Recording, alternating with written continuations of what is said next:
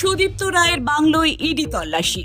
আরজি কর মেডিকেল কলেজের আর্থিক দুর্নীতির মামলায় তল্লাশি সুদীপ্ত রায়ের বাংলোয়।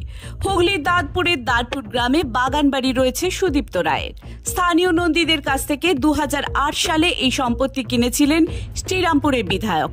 সেখানেই তিনি বাগান বাড়ি গড়ে তোলেন। সাদা উঁচু পাঁচিল দেওয়া বাগান বাড়ির কালো রঙের গেটে লেখা বসুরয়। ভেতরে একটি ছোট জলাশয় রয়েছে, সেখানে হাঁস, মুরগি ও খরগোশের মতো পোষ্য রয়েছে। সেই বাড়িতেই আজ সকাল 8টা নাগাদ তল্লাশি অভিযানে ঢোকেন ইডি আধিকারিকরা। 5টি গাড়িতে করে কেন্দ্রীয় বাহিনী জওয়ানদের সঙ্গে নিয়ে আধিকারিকদের দলটি এখানে এসে উপস্থিত হয়। গেট বন্ধ থাকায় বেশ কিছুক্ষণ অপেক্ষা করে পরে কেয়ারটেকারকে ডেকে এনে চাবি খুলিয়ে ভেতরে ঢোকেন সকলে। স্থানীয় বাসিন্দারা জানান, সুদীপ্ত রায় তার বাংলোতে মাঝে মধ্যেই আসতেন। ছুটির দিনে দেখা যেত তাকে এখানে।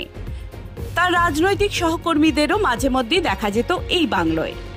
উল্লেখ্য, আরজি কর মেডিকেল কলেজ হাসপাতালে আর্থিক দুর্নীতি মামলায় ইডির হাতে গ্রেপ্তার হয়েছিলেন প্রাক্তন অধ্যক্ষ সন্দীপ ঘোষ। পরে তাকে তরুণী চিকিৎসককে ধর্ষণ ও খুনের মামলাতে গ্রেপ্তার করে সিবিআই। অভিযোগ, সন্দীপ ঘোষের ঘনিষ্ঠ ছিলেন সুদীপ্ত রায়। ইনি আবার আরজি করের রোগী কল্যাণ সমিতির চেয়ারম্যানও ছিলেন বলে জানা যায়।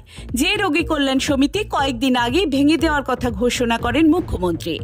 আজ সকালে সিথির মোড়ে তার বাড়ি, নার্সিংহোম, হুগলির বাংলো সহ মোট 6টি জায়গাতে তল্লাশি চালান ইডি আধিকারিকরা। গত বৃহস্পতিবার সুদীপ্ত রায় সিথির মোড়ের বাড়িতে তল্লাশিতে গিয়েছিলেন সিবিআই আধিকারিকরা। বিধায়ককে জিজ্ঞাসাবাদ করেন আধিকারিকরা।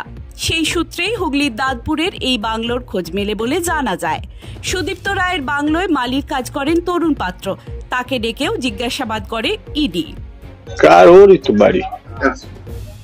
কার এটা জানেন? না, এই নন্দীদের বাড়ি বলছে। নন্দীদের বাড়ি ওইটা। এই প্রপার্টিটা কাদের ছিল? এটা তো সুদীপ্ত রায়। সুদীপ্ত রাজ এখন কিনেছে। কার থেকে কিনেছে? কিনেছে এই বোকানন্দির এখানে। বোকানন্দি আছে এখানে, আবার ওই ও দিয়েছে কিছুটা। কতদিন আগে কিনেছে জানো? আমি বলছি আমরা নতুন এখানে আসছি। আপনি কতদিন আছেন এখানে? আমি বছর 15 হয়েছে। এটাও তো সেরকমই বয়স, 2008 সালে কিনেছে। না, এটাও অনেক আগে আছে। কতদিন ধরে করেছে? এটাই যে কাজ হচ্ছিল দেখেছেন? যখন কাজ হচ্ছিল না, কাজ আমি দেখিনি। সুদীপ্ত রায়কে দেখেছেন?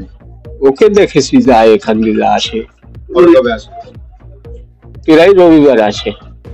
নেতা মন্ত্রী আসতো এখানে? কোন নেতা বা মন্ত্রী আসতো এখানে?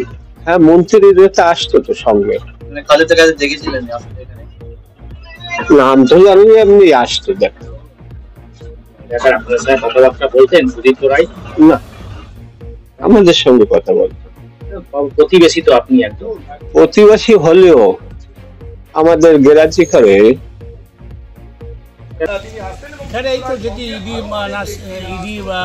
তদন্ত করতে এসেছে, কিন্তু এখানে যা দেখলাম যে সুনামধন্য সত্যেন্দ্র নন্দী, উনি আমাদের গ্রামে অনেক ডেভেলপ করেছেন।